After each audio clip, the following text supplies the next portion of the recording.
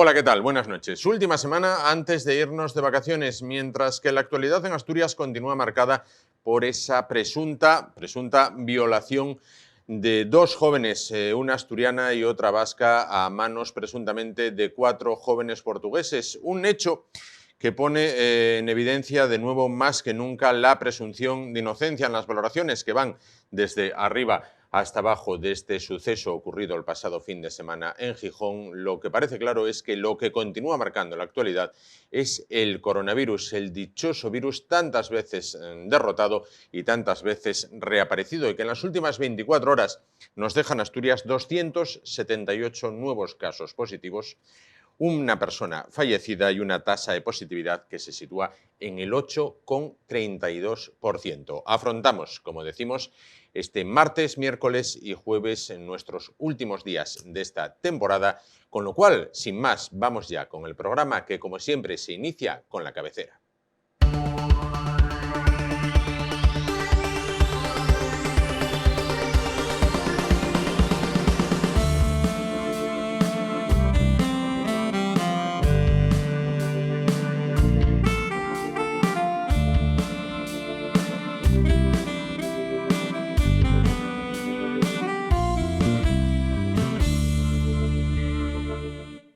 Bueno, pues vamos a comenzar el espacio de esta noche de martes, bueno, pues realizándoles un anuncio, una recomendación para un programa que emitiremos a partir del próximo día 2 de agosto. En esa fecha, bueno, pues si no hay novedad, estaremos de vacaciones después de este largo curso. Sin embargo, bueno, pues este programa, en su horario habitual, se sustituirá por un programa que va a merecer y mucho la pena. Se trata de la emisión de un ciclo de conferencias que llevan por título ETA, una perspectiva policial, que fueron organizadas, bueno, pues hace tan solo unos meses por el Instituto de Estudios Históricos de la Universidad CEU San Pablo. Bueno, vamos a conocer un poquito más de cerca el contenido, bueno, pues de este programa, y también un poquito más de cerca de qué se trata, quiénes son, qué hacen desde el Instituto de Estudios Académicos CEU San Pablo. Para ello se encuentra con nosotros el secretario académico de esta institución y también catedrático de Historia Contemporánea, autor de numerosas publicaciones, Luis Togores. Don Luis, buenas noches. Buenas noches, ¿qué tal? ¿Qué tal? Encantado de saludarle en esta noche de martes. Como decíamos, don Luis, ETA, una perspectiva policial. Bueno, pues creo que trata, lo veremos a partir del próximo 2 de agosto, durante 6 capítulos, todas las noches, a las 10 de la noche, como digo, aquí en Asturias Televisión, de la visión que dan los policías, de la Policía Nacional, del Cuerpo Nacional de Policía, de lo que fue esa lucha sin cuartel contra la banda terrorista desde sus inicios hasta el final. Vamos a ver, le voy a contar un poco la génesis. Es decir, el instituto nuestro, que es un instituto de historia, pero que está unido a una facultad que se llama Humanidades y Ciencias de la Comunicación, siempre hemos tenido una gran preocupación no solamente por la investigación, sino por la difusión de la historia, sí, precisamente porque vivimos con una facultad donde los periodistas, la gente de televisión, de radio, tiene muchísimo peso y donde comemos con ellos y compartimos aulas y despachos. Sí. Y eso ha hecho que nuestro departamento de historia sea una cosa rara, porque le preocupa mucho ese tema de comunicación, ¿no? Pero vamos, por esa convivencia que tenemos con la parte oscura, ¿no? Con la parte oscura de la sociedad. Y siempre hemos hecho cosas de temas de divulgación, documentales, programas de televisión, aparte en el instituto. Por una casualidad entramos en contacto con el comisario principal, Germán Rodríguez Castiñeira, que es el que lleva el programa, que se acababa de jubilar y bueno, por una casualidad, porque mi primo hermano José Antonio es comisario principal, es el que actualmente manda a la Policía Nacional en Cataluña, me dijo, oye, se ha jubilado Germán, él tiene muchas inquietudes universitarias, tiene cosas que contar, es hombre brillante y tal. Y entonces, bueno, empezamos a hablar y salió la idea de hacer este seminario. Un seminario que yo creo que es, no porque lo hayamos hecho nosotros, porque realmente el padre de la criatura es Germán, absolutamente novedoso. ¿Por qué? Porque casi siempre que se ha hablado de ETA, han hablado políticos, víctimas, periodistas, pero nunca había hablado la policía. Es decir, la policía o la Guardia Civil generalmente a veces salían de refilón. pero nunca habían contado de manera monográfica lo que había sido realmente la lucha contra ETA, porque evidentemente la lucha contra ETA las han llevado, por un lado, policías y guardias civiles, y por otro lado, jueces. Y entonces eso nunca se había contado, porque yo le digo, al final los políticos, las víctimas, los periodistas son los que habían liderado en los medios de comunicación. Entonces a mí cuando Germán me ofreció esto, digo, oye, me parece una maravilla, ¿no? Es decir, tener realmente los que han estado en la parte que no se ve luchando contra ETA.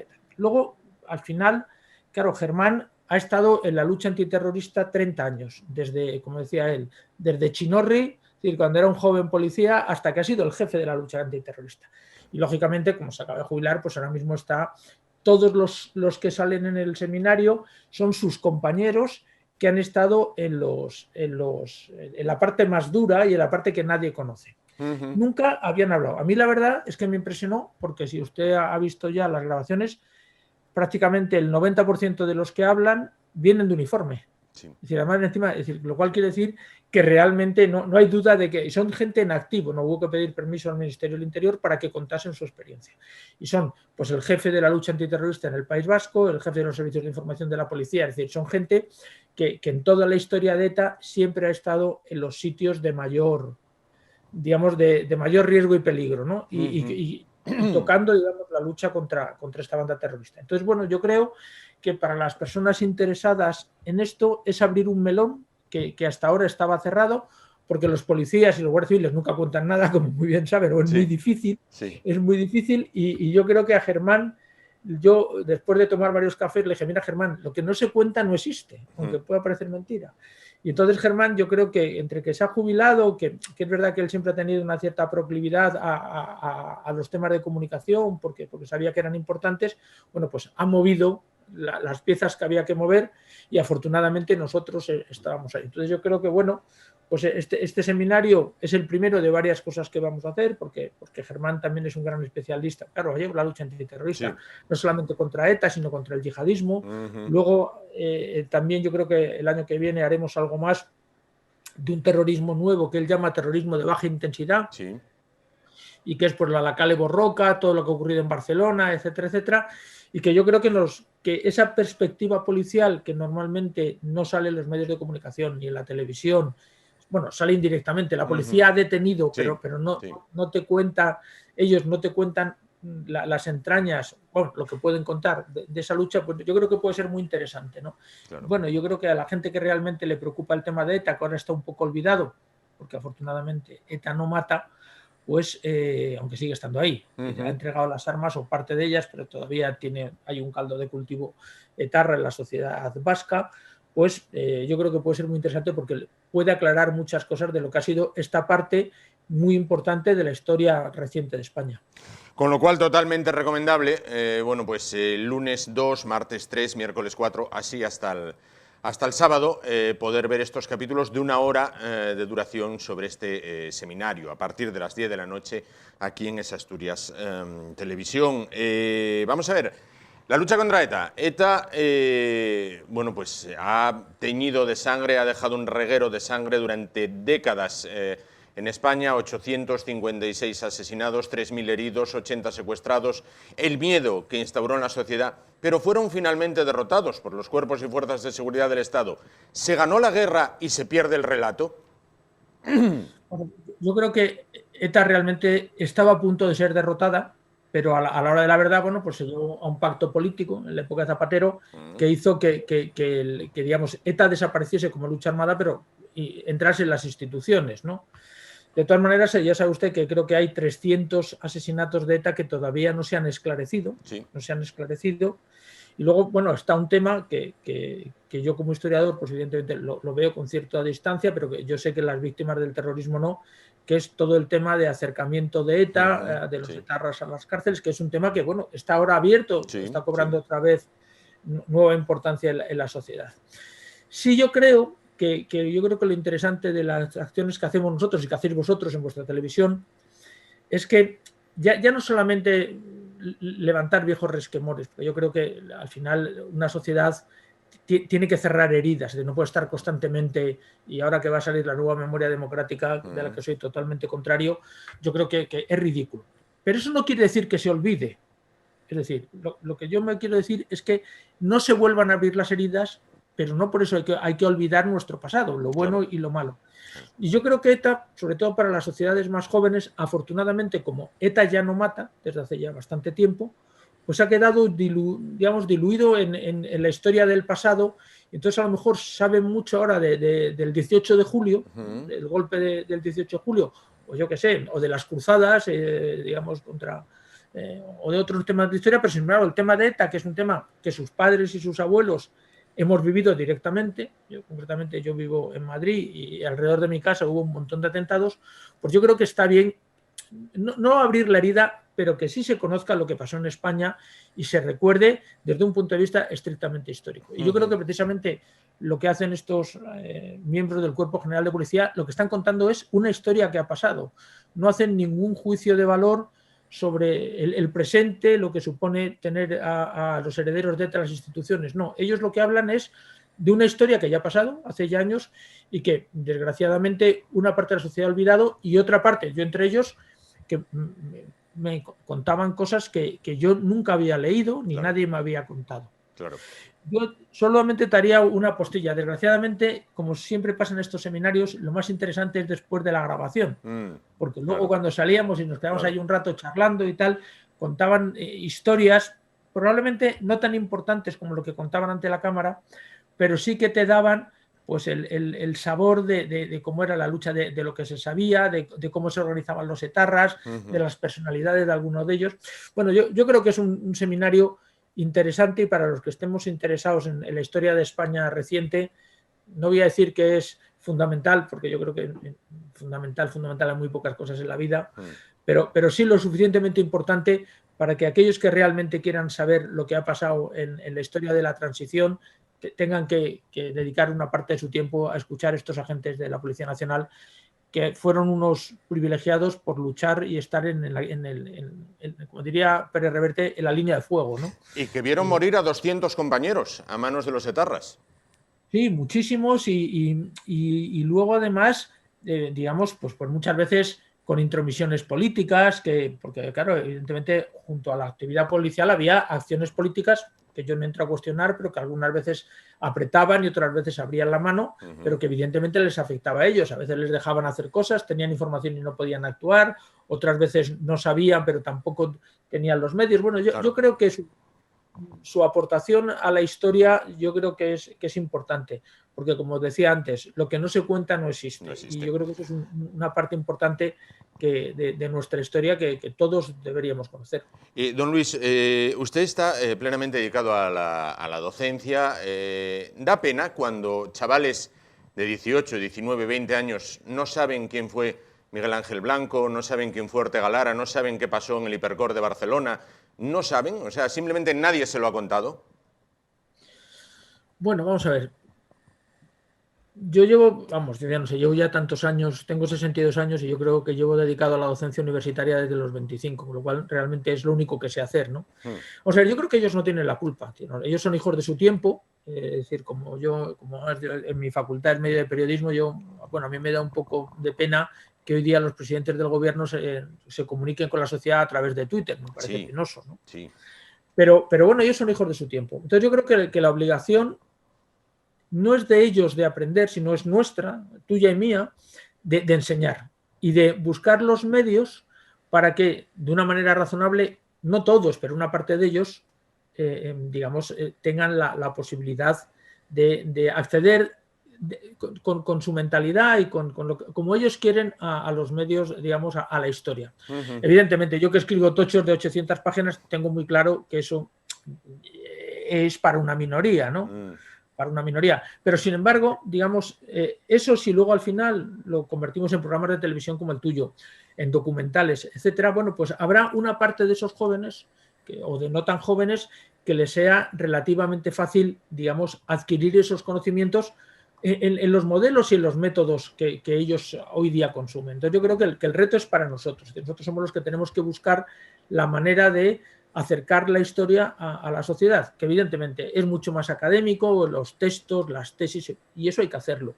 Pero es verdad que ese tiempo cada día la sociedad le resulta más alejado. Entonces, bueno, pues programas como este, documentales de televisión, de esos microvídeos que ves en el móvil, eso es lo que hay que hacer. Programas como el tuyo que acerca y que luego además yo creo que es muy importante, como a lo mejor en este momento un chaval de 18 años no lo ve, pero dentro de 10, como todo queda colgado en la red, pues de pronto encuentra el programa y dice, anda, ¿y esto? Qué interesante, y lo ve, ¿no? Entonces yo creo que, bueno, el reto es ese, es decir, el reto es ir a los nuevos medios de comunicación y dar los conocimientos clásicos en un nuevo formato, que es lo que yo creo que gente como tú y como yo estamos hoy día intentando, ¿no? En ello, ¿no?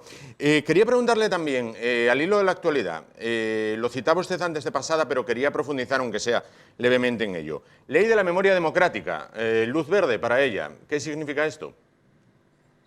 Bueno, yo ya le he dicho que soy totalmente contrario. Es decir, soy contrario por dos razones. Primero, que entiendo que cuando los políticos convierten el debate historiográfico, el debate histórico, en debate de actualidad, la verdad histórica pierde.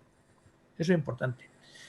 Segundo, la memoria histórica, que es una parte importante de nuestra, pero es relativa. Es decir, la memoria es lo que yo recuerdo. Y si todos pensamos, pues yo recuerdo lo que yo he vivido, lo que a mí me han contado en mi casa, y además yo tiendo a deformarlo. Eso, vamos a todos, yo ya llevo muchos años casado y siempre me dice mi mujer, ¿pero qué estás contando? Si esto no fue así. Porque nosotros tenemos una visión subjetiva que además el cerebro va a decir. Entonces la memoria histórica es interesante, pero no es la verdad histórica. Entonces nosotros, el historiador lo que hace es que hace 50 entrevistas y pule lo que hay de verdad, lo que hay de recuerdos ciertos, lo de tal. Hay veces que hay recuerdos que no son ciertos, pero transmiten una impresión, y él lo que hace lo pasa por un tamiz. Pero cuando esas impresiones, digamos, se intentan convertir en verdad histórica, lo que se está es falseando el pasado, ¿no? Yo una vez tuve una discusión con un señor porque me decía que, hablando de la batalla del Ebro, me decía, bueno, es que usted qué me está contando porque yo estuve allí. Digo, mire usted tiene unas sensaciones y unas percepciones que yo no podré tener nunca. Pero yo, sin embargo, usted vio 50 metros de frente, es decir, 25 a la izquierda y 25 a la derecha. Y yo he leído las órdenes de batalla del bando nacional, lo que escribió Yagüe, lo que escribió Rojo. He hablado o he leído cartas o he leído memorias de 200 señores como usted. Yo no puedo tener la sensibilidad de haber vivido el miedo en el combate, pero sé más que usted sobre la batalla del Ebro. Porque usted, a menos que luego se haya dedicado a leer, usted lo que vio es un trozo ínfimo de la batalla y usted tiene una memoria. Entonces, eso es lo siguiente. Y luego, la otra cosa que ya para acabar que me preocupa, vamos a ver. Yo creo que la ley de memoria histórica es una lucha contra la libertad. Es decir, mire usted, uno no puede poner puertas al campo. Desde el momento que se quiere hacer una historia oficial y esta historia oficial, digamos, en aquel que disienta puede ser sancionado hasta con 150.000 euros, pues evidentemente, vamos a ver, yo creo que eso a estas alturas del siglo XXI, con lo que le ha costado a la humanidad y a los españoles ser libres, que ahora nos vengan a imponer unas leyes totalitarias y ridículas, pues me parece un poco triste. Porque si yo mañana digo que Agapito García Tadel es un asesino, porque creo que lo era, y además soy un historiador, tengo un doctorado, tengo 2 doctorados y tal, ¿qué me van a multar porque no coincido con la norma oficial? O si digo, por ejemplo, que Francisco Franco era muchísimo mejor militar que Vicente Rojo y que por eso ganó la guerra, también voy a ser sancionado. Es decir, vamos a ver, si no están de acuerdo, cosa que me parece legítima, tendré compañeros de profesión que escriban, argumenten y rebatan, y que a lo mejor me quitan la razón porque a lo mejor la tienen o a lo mejor no. Pero evidentemente lo que no puede venir es una denuncia y un juez que al final decida sobre lo que yo sé y que además tengo, digamos, acreditado que tengo suficientes conocimientos para emitir un juicio, por lo menos que merece ser escuchado. Entonces, la ley de memoria histórica es una ley totalitaria y, por tanto, ningún historiador entiendo que puede estar a favor. Esto me lleva a la siguiente pregunta, que sería muy larga de contestar, pero sí le voy a pedir que me lo sintetice. ¿Qué problema tiene España con la historia? Voy a poner un ejemplo. Hace unos días se conmemoraba bueno, pues el aniversario del desastre de Anual. Bueno, pues un desastre en la pérdida de vidas humanas, pero prácticamente no tuvo ninguna repercusión mediática, prácticamente pasó sin pena ni gloria. Los ingleses sufrieron algo parecido en Insalguana y sin embargo han hecho hasta películas de ello, ¿no? ¿Qué problema tiene España con la historia? Bueno, vamos a ver. Vamos a ver, yo creo que los ingleses lo que tienen es un cine poderoso. Es un cine poderoso. Para mí el problema de la historia es que no los historiadores, sino la clase política la tiene instrumentalizada para intereses políticos. Por ejemplo, ahora están saliendo muchas cosas sobre Anual, muy interesantes, pero como Anual ya no le interesa a nadie, se está tratando con cierta ecuanimidad por los medios de comunicación, por las editoriales, etcétera, porque realmente a nadie le preocupa ya, digamos, el tema de Anual. Entonces, bueno, pues yo creo que el tema de Anual se irá tratando, se seguirá investigando y cada vez sabremos más, pero lo tendremos con otra visión. Que a la sociedad no le llega, es verdad, porque es que nosotros no tenemos, es decir, cine histórico. Es decir, en España no hay una tradición de cine histórico, aunque ahora es verdad que con las nuevas plataformas pues están haciendo películas como Isabel, El Cid, que yo creo que con sus luces y sus sombras, son muy positivas porque acercan a la gente. Pero claro, los ingleses, la batalla de Shanguana, Zulu, que es una de mis películas predilectas, pues es de los años 70, con Michael Caine jovencísimo. Entonces nosotros eso no lo tenemos. Ahora, gracias digamos, a películas americanas e inglesas y productoras, estamos teniendo cosas. Por ejemplo, el Parque Puy de Fou en Toledo. Sí, pues es que es triste, pero lo han hecho unos franceses. Y lo han hecho muy bien, y lo han hecho muy bien además. Muy bien. Y lo han hecho pero muy bien. Lo han hecho unos franceses. Es decir, entonces yo creo que todo eso irá, cuando se nos pase, digamos, la politización del pasado, irá todo cobrando digamos, colocándose en su lugar. Que a los jóvenes les interesará poco el pasado, normal. Yo siempre pienso que la historia y el vino es para cosas de cierta edad. Es decir, nos empieza a interesar, es decir, los jóvenes no beben vino y no les interesa la historia. ¿Por qué? Porque ellos miran al futuro, no al pasado. Cuando te vas haciendo mayor y vas teniendo ya canas, pues empiezas a ver la cultura del vino y una serie de placeres que antes no lo tenías, y la historia empieza a ser uno de ellos, ¿no?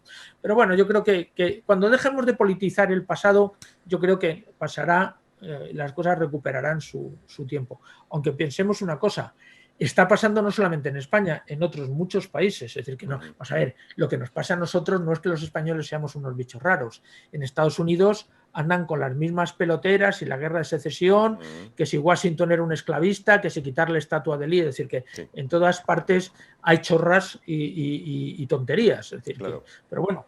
Claro. Quería preguntarle también, ayer tuve la oportunidad de entrar en la página web del Instituto de Estudios Históricos de la Universidad CEU San Pablo, y tienen ustedes un amplio catálogo de vídeos de difusión, de vídeos abiertos para todos los públicos, que van desde por qué los romanos un buen día llegaron a España hasta nuestros días. Es decir, es la historia contada para todos y entendible también para todos, que creo que es una parte tremendamente importante, que todos la puedan entender. ¿Próximas acciones del instituto? Vamos a ver, nosotros ahora mismo estamos trabajando en 3 documentales, que estamos en ellos. Uno, porque yo soy un especialista en historia militar, con lo cual, evidentemente, entonces, el año que viene, precisamente en relación de Anual, el año 22 llegan los primeros carros de combate a España. Nosotros compramos unos Renault FT-17 que habían luchado en la Primera Guerra Mundial, se compran y se llevan precisamente al escenario de Marruecos. Por tanto, se hace 100 años de la guerra, del inicio de la guerra acorazada y de las fuerzas acorazadas en España. Estamos haciendo un documental, yo entiendo que, como diría mi hijo, para super frikis, de historia de las fuerzas acorazadas en España, ¿no? Desde Marruecos hasta las unidades que están ahora mismo en Letonia, digamos, teóricamente enseñando los dientes a Putin. Con el Leopard. Eso por un lado. Sí, los Leopard. Exacto. Pero eso, que quizás sea un tema friki, que a mí personalmente me sé, luego estamos haciendo 2 cosas. Uno, un documental sobre la dictadura de Primo de Rivera, dado que es el centenario del año 23, donde, pues mira, concretamente el otro día estuve entrevistando a Joaquín Leguina, que estuvo hablando de la colaboración del Partido Socialista con la dictadura, y estuve hablando con Ramón Tamames, que tiene el libro ese, ni Franco ni Mussolini, la dictadura de Primo de Rivera, y estuve con los dos. Próximamente para ese documental voy a entrevistar al general Vallenilla, que es un súper experto en guerra de Marruecos. He entrevistado a Roberto Villa, entonces ese va a ser un proyecto. Y el otro que tenemos también ya andando es uno de la República Cantonal, que yo creo que es un tema ahora muy olvidado, pero muy de actualidad. Eso sería lo que tenemos en marcha. Y para el año que, digamos, y para cuando acabemos eso, que es, digamos, de este curso académico. Para el siguiente vamos a hacer uno sobre la expulsión de los moriscos y la lucha de España contra los turcos en el Mediterráneo. Y como es el centenario de la primera vuelta al mundo, el cuarto centenario de la vuelta al mundo del Cano, uno sobre la vuelta al mundo del Cano, porque nosotros tenemos una cátedra sobre el Cano a medias con la Marina y con la Fundación Mafre. Entonces, esos son los proyectos que tenemos, que los colocaremos en abierto y que evidentemente pues, estamos dispuestos aparte de que se pueden ver tranquilamente en YouTube, pero a las televisiones, etcétera, porque el objetivo del CEU, que es una fundación sin ánimo de lucro, una universidad que su objetivo, evidentemente, tiene que ganar dinero porque nos tiene que pagar el sueldo de los profesores, pero las cosas que hacemos que son fuera de la docencia son siempre en abierto, pues es comunicar a los españoles, bueno, pues cosas de nuestra historia que yo creo que, bueno, pues que tienen su interés, sin duda. De las pocas facultades que precisamente por nuestro extraño maridaje con los medios de comunicación hacemos cosas audiovisuales. Pues don Luis Togores, catedrático de Historia Contemporánea, secretario académico del Instituto de Estudios Históricos de la Universidad CEU San Pablo.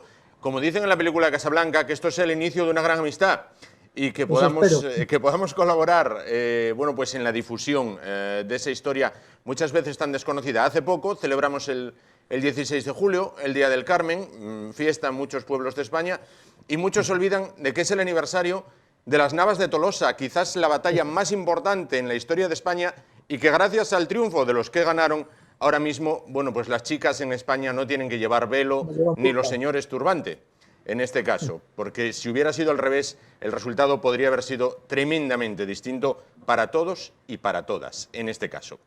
Don Luis Togores, muchísimas gracias por estar con nosotros esta noche, por presentarnos lo que va a ser esa serie de capítulos documentales que comenzaremos a emitir a partir del lunes 2 de agosto a las 10 de la noche durante 6 días. ETA, una perspectiva policial. Gracias por estar con nosotros. Muchas gracias a vosotros y buen verano. Igual para usted. Bueno, pues nos vamos a publicidad. En un momento volvemos, estamos de vuelta y continuamos el espacio esta noche. Hasta ahora.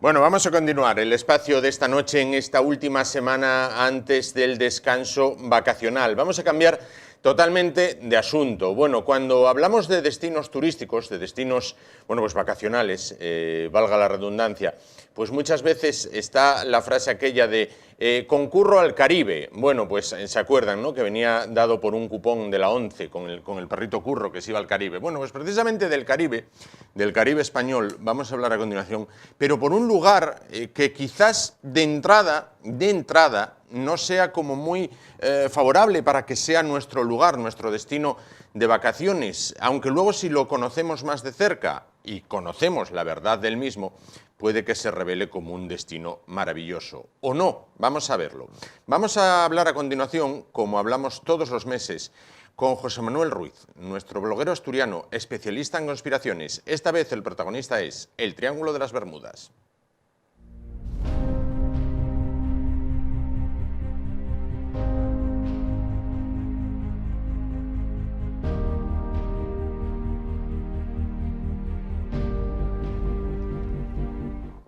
Bueno, hay que reconocer que esas imágenes de cortinilla de introducción para hablar con José Manuel dan un poco de miedito, ¿eh? Están muy bien hechas, pero dan un poco de aquello. José Manuel, ¿qué tal? Buenas noches. Hola, buenas noches, Juan. Encantado una vez más de estar aquí contigo. Encantados de saludarte. Decía yo que si planeamos las vacaciones y tenemos un buen dinero ahorrado, podríamos pensar en el Caribe y tal. Oye, qué bien, el Caribe español y esto, pero el Triángulo de las Bermudas a lo mejor no sería, precisamente por su nombre, el lugar más idóneo al principio, aunque luego una vez que sabemos todo, quizás sí, ¿no? Bueno, lo difícil hoy en día es tener un poco de dinero ahorrado, pero bueno. Sí. El Triángulo de las Bermudas, dicho así de mano, suena como muy peligroso, como una zona que dices tú, no me voy a alquilar un yate por ahí, no voy a hacer algo por ahí, pero bueno, vamos a comentar ahora. Bueno, vamos a comentarlo. Lo primero, delimitación geográfica. ¿Dónde está exactamente el Triángulo de las Bermudas? Vamos a ir viendo unas imágenes, además, sí. Bueno, esto es muy fácil. El Triángulo de las Bermudas es un triángulo casi equilátero, que tiene el vértice en las Islas Bermudas, el otro en Miami y el otro en Puerto Rico. Es verdad que luego, según les interesa a quien da las noticias y tal, pues lo amplían un poco más y eso, pero digamos que esa es la versión canónica del Triángulo de las Bermudas. Es como como 3 veces España, un poco menos, digamos, el triángulo. Una extensión sin duda considerable. Bueno, vamos a ver, toda esta leyenda, ¿cómo comienza? ¿Cuál es la cronología de la misma? ¿Cuál es la historia? ¿Qué ocurre ahí para que de repente pase a ser uno de los lugares a priori malditos? Bueno, ahí ha habido muchas desapariciones desde siempre. Por ejemplo, las Islas Bermudas era lugar ya en su día de piratas y es un sitio peligrosísimo, pero geológicamente, con lo que hay para los buscadores de tesoros, ahí hay cantidad de barcos hundidos antiguos. Pero luego lo del triángulo, lo de extenderlo hacia abajo, la leyenda empieza en 1950, en un artículo en el Miami Herald, que es la primera vez que se habla de esto, ¿no? Del misterio de las desapariciones y tal. Y 2 años más después ya es cuando se publica un artículo en el 52 que traducido sería algo así como misterio en nuestro jardín trasero, como misterio al lado, misterio marino al lado nuestro. Sí. Pero la leyenda en sí nace en el 63, cuando Vincent Gaddis publica un artículo sobre el Triángulo Mortal, ¿no? Y 2 años después publica otro libro que se llama Horizontes Invisibles, que ya el título es muy sugerente. Sí. Luego en el 73 Berlitz publica otro libro y luego se hacen documentales y la cumbre de este misterio es en años 70, 80... pero todavía hace menos de un año ha desaparecido por ahí un pequeño avión, un amigo piloto aficionado que digo avioneta y me riñe, digo, un avión pequeño con 3 tripulantes, con lo que se sigue hablando, es algo que sigue ahí. Claro, pero esto es un poco como lo de las brujas en Galicia, que a ver, ¿las haylas o qué es lo que ocurre allí? Porque ha habido desapariciones muy importantes, algunas, ¿no? Bueno, a ver, tiene la cosa de que algunas de las desapariciones que ha habido están muy bien documentadas porque está Estados Unidos al lado y son ciertamente extrañas. Sí. Hay 2 muy famosas. Sí. En 1918, en marzo, desaparece un carguero, el USS Cyclop, ¿no? Y este tenía 309 personas a bordo. Y al día de salir de puerto desaparece en la nada. Y nunca más se ha encontrado nada de él, son aguas profundas. A día de hoy sigue siendo un misterio. De hecho, hay un bisnieto de uno de los de la tripulación que sigue investigando y que tiene media idea, dice, de por dónde puede estar. Ahora que la cumbre de todo esto es el famosísimo vuelo 19, ¿no? Esto es verdaderamente extraño porque son 5 bombarderos en una misión de entrenamiento y desaparecen también.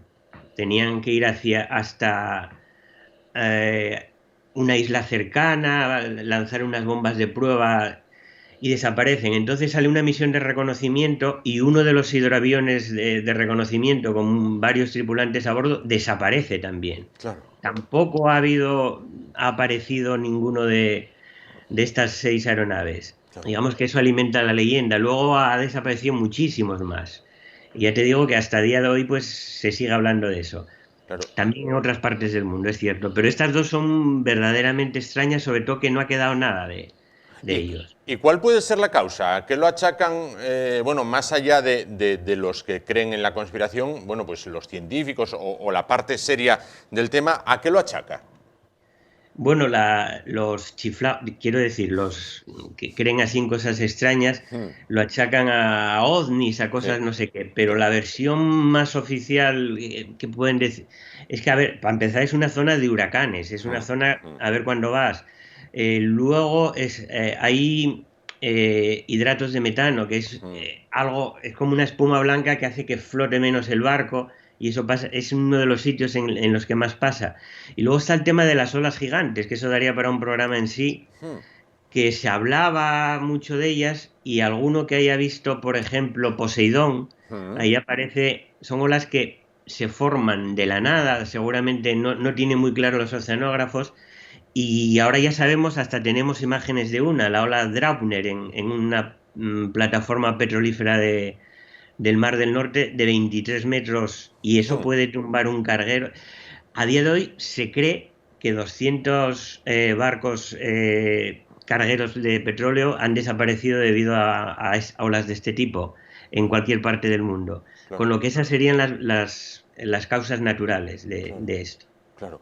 No obstante, si vamos al origen, por ejemplo, esta zona durante muchos siglos perteneció a España, precisamente, y España esta zona la tenía súper batida con la flota de Indias para atrás y para adelante, haciendo el trayecto del oro entre América y España y tal. No sé, ¿algún escrito español de la Casa de Contratación, algo indicaba que ya se perdían galeones por allí, o esto es más a lo moderno? No, claro que hay escritos. Galeones por ahí se han perdido muchísimos. Por ejemplo, cerca de las Islas Bermudas, había un famoso galeón español que es de esos que buscan todos los que buscan monedas de oro, y que encontraron con un ron de hace 400 años o algo así, que todavía se podía beber. Por ahí han desaparecido bastantes barcos españoles por aquella zona, pero bastantes documentados. Claro. Claro, es zona de huracanes, es zona de tormentas, es zona peligrosa. Es zona peligrosa, y entiendo que es tema para que en YouTube, si ponemos el misterio del Triángulo de las Bermudas, aparezca de todo, ¿no? Claro, no, sobre todo aparece la parte, sí, la parte de lo que los escépticos llamamos magufos, esta gente que cree que todo se debe a los extraterrestres. Sí, si buscas eso, seguramente hay un documental de National Geographic, que es, si a alguien le interesa, que lo que hace es que con aviones y con sonar hace como que vacía el Triángulo de las Bermudas, con lo que puedes ver el fondo, y es una formación bastante peligrosa también. No es la zona más peligrosa del mundo para viajar en barco o en avión. Eso te iba a preguntar. ¿Dentro del ranking de las zonas peligrosas para viajar, está entre las 10 primeras?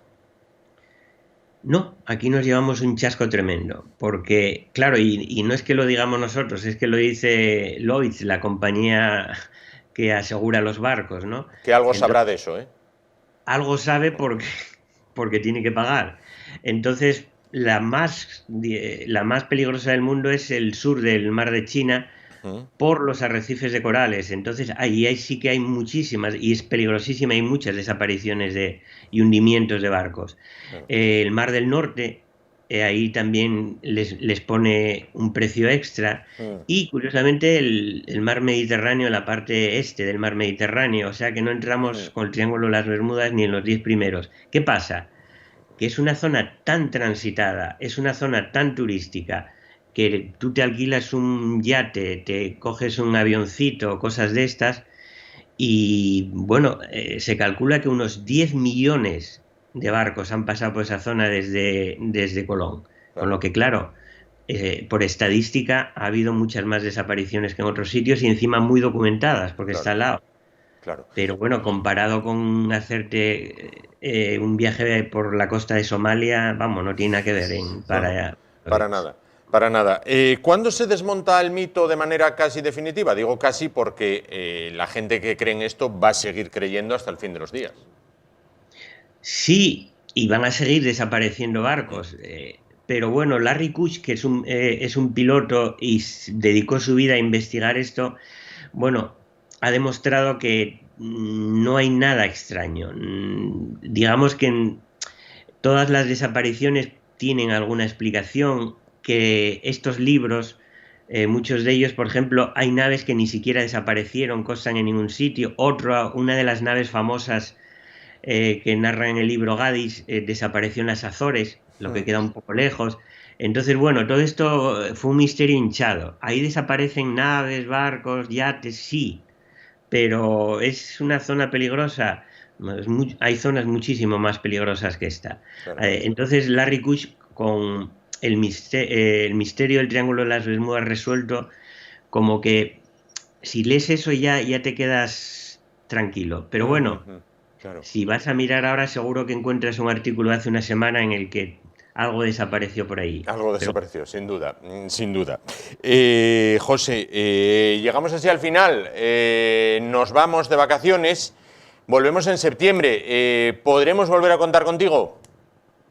Podréis volver a contar conmigo y sin duda, me encantan. Y si me permites un consejo para estas vacaciones, sabes que soy miembro de la Sociedad Astronómica Omega, entonces recomiendo esta semana, el jueves, tenemos una charla en la Cámara de Comercio de Gijón sobre la Vía Láctea, porque es año Xacobeo, y el viernes en Liquerique, en la Punta Liquerique en Gijón, vamos a montar telescopios para todo el que quiera acercarse a partir de las 11, si la meteorología y el señor Barbón nos lo permite, para ver la Luna, para ver Júpiter, Saturno. Puede estar muy, muy interesante. Y el mes que viene pues tenemos la famosa lluvia de las Perseidas en Deva, 2 días con explicaciones, charlas en el observatorio, con lo que, bueno, si alguien quiere ver cosas misteriosas, ahí tenemos telescopios. Sin duda.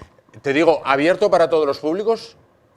El viernes cualquiera que se acerque a la Punta del Liquerique, no solo abierto, sino que hemos adaptado el ocular de un telescopio, si alguien quiere hacer una foto a Saturno, a Júpiter, la charla abierta, solo que ahora con esto del COVID habría que apuntarse. Y las Perseidas, bueno, todos los años, ha habido años en que hemos tenido ahí 400, 500 personas, con lo que, bueno, es un plan que me permito proponer, como tiene así un poco que ver con el cielo. Por supuesto. Pues ya lo saben, esas 2 citas, el jueves en la Cámara de Comercio de Gijón y el viernes en donde estaba la Semana Negra, ¿no? Me imagino, más o menos. Sí, bueno, claro, Liquerique es que somos los de Gijón, lo que es el muelle de Gijón, donde estaban las casetas de la Semana Negra. Efectivamente. Voy conociendo ya, poquito a poco, ya voy conociendo un poquito la villa de Gijón, en este caso. Bueno, pues José Manuel, solo me queda mandarte un abrazo virtual en este caso y emplazarte para septiembre, cuando de nuevo volveremos, yo creo que con la casa un poquito remozada, con lo cual espero que puedas estar aquí, que puedas venir a verlo, a conocerlo, y que de nuevo volvamos a hablar de ese tema que nos gusta, que es el de las conspiraciones. Yo ahora voy con el último tema de la noche, una vez que acabe y llegue a casa, a mirar el Triángulo de las Bermudas. Bueno, no sabes las ganas que tengo de volver por ahí, que llevo sin ir año y medio, creo, así que en septiembre ahí me tienes, ¿no? Efectivamente. Muchísimas gracias. A ti. Gracias, hasta luego. Chao. Nos vamos a publicidad. En un momento volvemos, porque ¿quién nos está esperando? Bueno, pues el psicoesteta Ramiro Fernández, que continúa de éxito en éxito con ese libro que habla de los años, en los que prestó servicio a las cabezas más codiciadas del fútbol español, a los jugadores de la selección. Hasta ahora.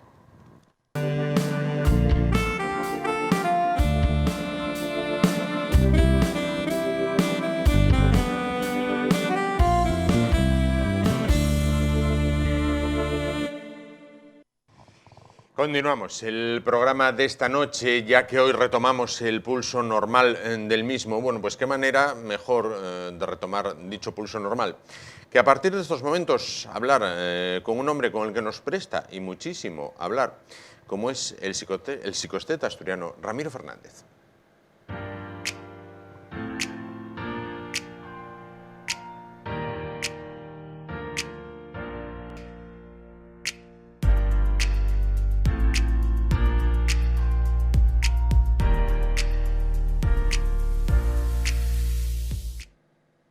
Bueno, pues esas imágenes, como siempre, introductorias para saludar a Ramiro. En esas imágenes que vemos algunas de las joyas de su corona, ¿no? De ese museo de la barbería que, como saben, bueno, pues repasa los orígenes de lo que es esta profesión, bueno, pues allende los tiempos, ¿no? Ramiro, ¿qué tal? Buenas noches. Todo bien, me imagino, ¿no? Hola, buenas noches. Todo bien, Juan. Todo bien, genial. Bueno, vamos a comenzar. Sin mayor dilación, continúas presentando el libro de la selección española, de tus vivencias con la selección. Te veíamos ahí en las fotos con algunos de los jugadores más emblemáticos. Hablaremos luego de algunos, si te parece. Pero bueno, ¿cómo están siendo esas presentaciones? Porque lo vemos en Facebook, que vamos, van viendo en popa. Yo pregunto cómo van, sabiendo la respuesta un poquito, ¿no? Excelentes, Juan. Estoy hasta tremendamente sorprendido porque una presentación del libro, 114 personas que ha habido en Oviedo, 93 en Gijón, 66 en Ribadesella y lleno el salón en el entrego anteayer, pues me llena de satisfacción, donde ya van 884 libros que me ha comunicado Cervantes, la librería Cervantes, que ya van vendidos. Luego eso, pues bueno, me llena de satisfacción. No por el libro de Ramiro, no, sí. Porque tú sabes que cada libro que se vende, sí, pues sí, en fin, sí. Poco a poco, pero hacemos, lo hacemos para gente necesitada. Tiene un fin solidario, tiene un fin solidario, efectivamente. Eso, sí. Habrá quien pueda decir, oye, 114 en Oviedo, 93 en Gijón, tampoco son tantos. Cuidado con la que está cayendo, porque hay que, los aforos en los que se realizan las presentaciones, yo lo vi en Oviedo, en la plaza de Trascorrales, ojo, si el aforo es de 500, meten a 200, nada más, porque hay que guardar esas distancias de seguridad, ¿verdad? No, claro, y así. Es que en todos los sitios que vamos nos hacen eso, por eso he dicho ahora que el entrego estaba totalmente lleno, pero claro, hay que dejar... Dentro de la capacidad. Exacto, los locales, el alcalde me dijo, dice, Ramiro, es que tuvimos que traer sillas, pero claro, dentro de las distancias correspondientes. Como me dijo la directora ahora en Moreda, que ya tienen el salón también prácticamente, bueno, van a alargar un poquito algunas sillas extras dentro del reglamento perfecto, claro, que nos dice en este sentido las normas, claro, digamos, claro, vigentes. Y que hay que cumplir, ¿no? Sí. Oviedo, Gijón, Avilés, bueno, presentaciones. ¿Pero se es profeta en su tierra, Moreda? Bueno, esa es otra satisfacción inmensa. Tente en cuenta, Juan, que yo, fíjate, por eso digo que soy el peluquero más afortunado que hay en el mundo. Es porque tú sabes que en mi tierra ser pregonero, ser humanitario del año, sí, ser nombrado por unanimidad de todos los partidos políticos, hijo predilecto, presentar el libro donde te ves con tanta gente, claro, que no hacer nada más que mirarlos y que te están siguiendo, que es gente que te quiere, tal. Eso para mí es algo claro, que no sé, no lo sé decir con palabras, porque tengo que decirte que, claro, me emocioné. ¿Cómo no me voy a emocionar? Normal. Porque, sobre todo, cuando alguien tomaba la palabra y claro, era para recordar eso de cómo llegó un paisano al final, que yo no lo veía, Juan, si me permites te lo digo, porque ahí me llegó al corazón. Él venía con boina y con la mascarilla. Sí. Y entonces me coge por el brazo y me dice, Miro, porque ya sabes que allí me quitan la R y la A. Miro, ya no me conoces, ¿eh? Más así. Y yo, claro, repito, con boina. Y con mascarilla. Y ya era mayorín. Y bueno, yo tal. Y dice él, cago en sos, véote en los papeles, escúchote en la radio y véote en la televisión. Sí. Y es mundial. Y mira que de guaje no valías un caracol. Fíjate. Eras un ruindaes. Fíjate. Pero te lo decía con un sentimiento.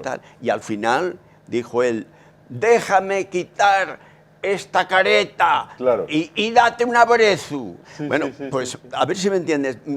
Es que claro, te emociona. Te lo digo claro, tal porque fue lógico. como él me lo dijo. Yo me quedé pues impresionado. No, lógicamente. Eso tiene que ser una satisfacción y pasar además esa emoción. Bueno, vamos a hablar un poquito, si te parece, Ramiro, también, no de los protagonistas de este libro, porque la selección española de fútbol, saben que ha cambiado muchísimo, ha sufrido o ha experimentado, más que sufrido, una reestructuración importante. Ya casi no quedan ninguno de los integrantes de aquel equipo glorioso, ¿no? que ganaba pues Eurocopas y Mundial de seguido, y ahora son otra generación muy joven que han luchado en la Eurocopa. Muy pocos pensábamos, después de ver los 2 primeros partidos, que iban a llegar a donde llegaron y remaron para morir en la orilla y cayeron con honor al menos, ¿no? Bueno, pues contra la campeona, nada más y nada menos, contra Italia, y en los penaltis, lo cual, oye, pues es algo, ¿no? Ramiro, ¿cómo viste a la selección? En el lado, no te pregunto por el deportivo, es más que nada por el humano. Tú, vamos a ver, yo pensaba cuando estaba viendo la retransmisión, ¿no? Enfocan de cerca la cara a los jugadores y digo, a ver, gente que convivió con ellos, como es Ramiro, por la cara sabe si la cosa va bien o va mal, ¿no? Tú cuando veías así de cerca, ¿qué te transmitían? No, yo ya te dije que conociendo a Luis Enrique, la labor que hizo en este sentido de una total, digamos, renovación de la selección, tente en cuenta que solo había 2 jugadores que yo los había atendido ya varias veces en varias concentraciones. Y Morata. Entonces quiere decirte que, bueno, estaba también el lateral izquierdo del Barcelona. Jordi Alba. Exacto. Esos 3. El resto eran chicos nuevos que ni me conocían, ni yo a ellos, digamos, físicamente en persona, ¿no? Bueno, Azpilicueta, ¿no? Azpilicueta, bueno, tenías foto con él, te la vi en el... Bien, pero 4 muy poco, de 23, o sea que, bueno. Y entonces, claro, yo al ver esa renovación, no es nada fácil tener hacer esa trayectoria que hizo, ¿no? Empezando con 2 partidos, donde, en fin, la crítica fue... Y es verdad, y además la crítica no solo es eso, sino la desilusión que había en el aficionado. Sí, es verdad. Porque en cuanto ya cambió los resultados, la gente empezó de nuevo a volcarse. Y ya ves que faltó el empate. Cuando se llega a los penaltis... que podíamos llegar a haber llegado a la final. Y luego la final, pues ya sabes, como... hay que jugarla. Exacto, y yo en ese sentido, pues estuve, lo viví cerca y digo, bueno, pues oye, pasas apuros, porque todavía recuerdo las 2 paradas de Iker Casillas a Robben, que vamos, que podíamos haber, y en cambio, pues hemos quedado campeones del mundo. Entonces quiere decir que hay que dar tiempo, pero vamos por muy buen camino y yo estoy tremendamente esperanzado en esto. Si me permites también te digo, porque como siempre te gusta decir, no, la primicia de Portal. Mira, anteayer recibí por un correo de estos, de una bolsa de esas por seguro, no sé por dónde, y era una camiseta que me mandó Sergio Busquets, el capitán, que pidió a todos el último partido, que yo no estaba, qué bueno. Y me firmaron todos y me la dedicaron. La próxima invitación que me hagas hasta aquí, te la voy a traer. Perfecto, es la camiseta de... Y la ponemos aquí, la vemos, la enseñamos, o sea, por supuesto. Ayer, no, anteayer la recibí por te lo agradezco, por te lo agradezco un montón. Sergio Busquets. Es de lo que yo tantas veces te digo que, fíjate, tengo 223 con esto. Casi nada, Casi nada. Pero repito, obsequiada, nunca he pedido una camiseta. Qué y bueno. mira, él pues bueno, ya se hizo ahora el nuevo capitán y tuvo el detalle de tal. Ya le llamé por teléfono, lógico, le di las gracias, bueno, y ¿para qué te voy a decir? Pues oye, se nota que me quieren un montón y estoy muy agradecido. Claro que sí. Quiero preguntarte por un hombre que tú lo conoces y lo ha pasado mal. ¿Se ha sido muy injusto con Morata? Sí, claro. Sí, claro, porque Álvaro es un chaval excelente, que falla, pero bueno, hombre, es que hay que estar allí para cometer los fallos, pero también tú ya ves a Luis Enrique, no tuve yo testigo, cómo le arropaban todos cuando los 5 días que tuve en Las Rozas y luego en Sevilla con ellos, cómo, vamos, porque el chaval estaba, se le notaba que parece que está, y todos, vamos, y Luis Enrique el primero, lo que pasa que, bueno, siempre tiene que haber una cosa que en los momentos, bueno, pues tuvo mala suerte, claro, no meter esos 2 goles que eran fáciles, en cambio metió los difíciles. Los difíciles, efectivamente, claro. efectivamente. Algunos de ellos incluso hasta golazo. Claro. Antes de hablar de otro tema, quiero preguntar también por un asunto delicado. Vamos a ver, sobre el que están corriendo bastantes ríos de tinta. Casillas, al que te veíamos ahí en la foto al inicio, ¿no? en las imágenes, con Casillas. Y se han filtrado unos audios del presidente Florentino Pérez donde Casillas dice: es tonto, es un pelele, es un niñato, es como un niño grande, es corto, viene a decir. Vamos a ver, ¿tú conoces a Casillas? Claro que lo conozco, y muchísimo. Yo estoy tan sorprendido que en las distancias cortas yo no sé realmente qué ha podido, si es que este hombre lo dijo, pero yo en el trato que tengo con él, bueno, siempre lo he dicho y no me voy ahora a retractar a que no. Es que me ha parecido un chaval noble, sencillo, un chaval como cualquier chaval de su edad. Ya. Claro, Bueno, sorprendente, cuando menos. Sorprendente, ¿no? por eso estoy sorprendido, además de ciertas afirmaciones, no solo ya de él, sino que conozco algunos más. De Raúl, que era un estafador, prácticamente. Claro, Raúl ya es más especial, más hermético, más...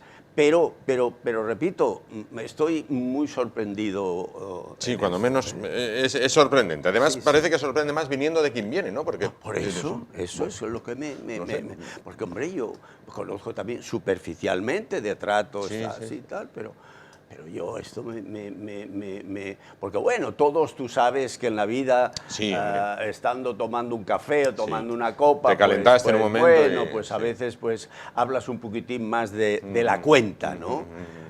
Pero oye, según he oído, no dejo títeres sin cabeza, porque oye, el otro, todos, digo, pero bueno, ¿dónde este hombre estaría? Todos. Tal, bueno. Pero bueno, yo ahí sorprendente, cuando menos sorprendente. Estoy sorprendido, nada más. ¿no? Claro que sí. Claro que sí. Bueno, dejamos lo divino, vamos a hablar de lo humano. Ramiro, estamos en verano. Los que tenéis cabello, hay que cuidarlo más, supongo, ¿no? No es cuestión de... Mira, ahora estamos en pleno verano ya, que por fin todos lo esperamos. Hay que dejar estos 2 meses...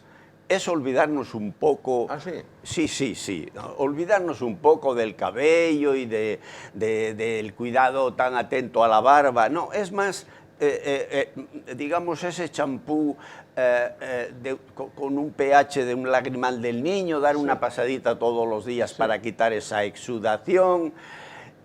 Y luego, bueno, pues si de noche vas un poco de fiesta o tal, esto, pues muy bien, con un poquito de gomina o tal, olvidándose un poco del tema. Ahora sí, el sol, la piel, tremendamente hay que cuidarla mucho, muchísimo. Es que no solo los dermatólogos, yo que hace unos días he ido precisamente a quitar unas manchas que tenía aquí en las manos con el doctor Sánchez del Río, y están recalcando y recalcando, ojo con el sol, ojo con el sol. Claro. El sol es bueno, claro que sí, sin duda. Claro que sí, pero siempre que usemos la prudencia. Y en ese sentido el cabello por lo mismo. Si te bañas 2 veces al día, pues es lógico que hay que aclararla a ser posible con agua dulce, ¿no? Al final, pues con agua dulce. Pero no nos preocupemos ahora de que si tengo que echar esto, que si tengo... No.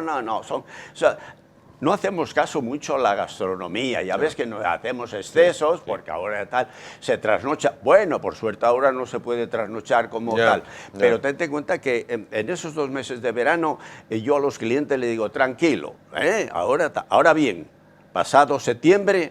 Así que yo ahí... Vuelta al cole. Sí, porque ahí es donde hay que empezar a recuperar todas esas posibles anomalías que ha habido tanto en el cabello, en la barba como en la piel.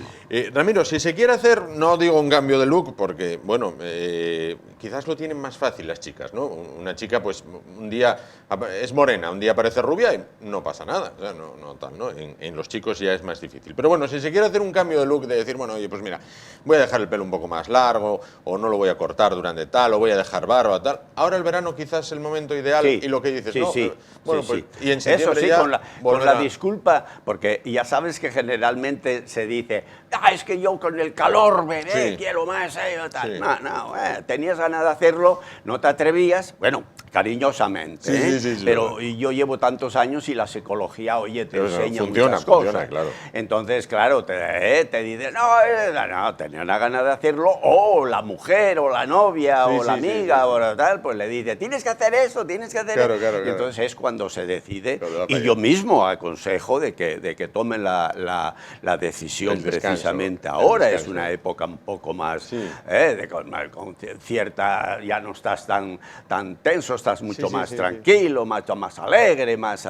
Entonces, pues se junta todo, ¿no? Claro. Y por eso muchas veces yo sigo diciendo, en la peluquería tenemos que hablar de la imagen personal. Efectivamente. Es lo que el cliente quiere, ¿no? Lo que pasa es que, claro, nos habla del tiempo, del coronavirus, del fútbol, de tal, no sé cuánto, pero hay que llevarlos al camino de lo que de verdad está interesado el cliente, ¿no? Sin duda alguna. Pues Ramiro, nos vamos de vacaciones nosotros. ¿Volveremos a verte en septiembre? Sabéis que siempre me tenéis a vuestra disposición. Pues ya sabes que aquí te esperamos. Además te voy a traer la camiseta. La camiseta es verdad, hay que verla. Y nos hacemos una foto, si nos permites. ¿Cómo no? Dígonos, claro. Bueno, pues mis compañeras y yo. Claro. Nos hacemos una foto así posando con la camiseta. Ramiro, muchísimas gracias por estar durante esta temporada que llega esta semana a su fin con nosotros, y por estar para la próxima, bueno, pues a partir de septiembre en el entorno de San Mateo. Estupendo. A todos vosotros y a todos los televidentes, unas felices vacaciones y que vengan con fuerza para empezar ese último, digamos, semestre. Claro que sí. Pues muchísimas gracias. Como gracias les damos a ustedes por estar con nosotros una noche más, una semana más. Volvemos mañana, será a partir de las 10 de la noche, aquí en el IEDES, Asturias Televisión, en Telecable, y también, ya lo saben, desde hace unas semanas, en directo, por Facebook, estamos en todas partes. Bueno, pues hasta mañana, gracias por su atención, ánimo y adelante.